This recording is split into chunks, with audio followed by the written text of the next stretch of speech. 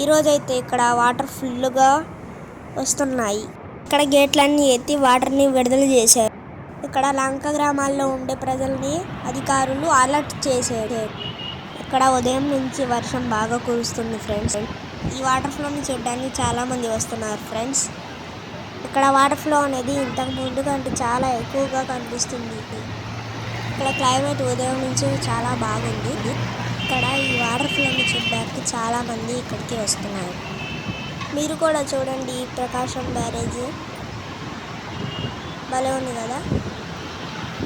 Hello friends, మా ఛానల్ని subscribe చేయండి, లైక్ చేయండి, షేర్ చేయండి, కామెంట్ చేయండి.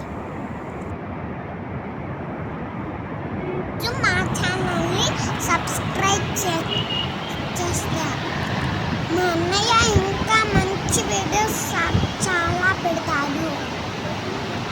బాయ్.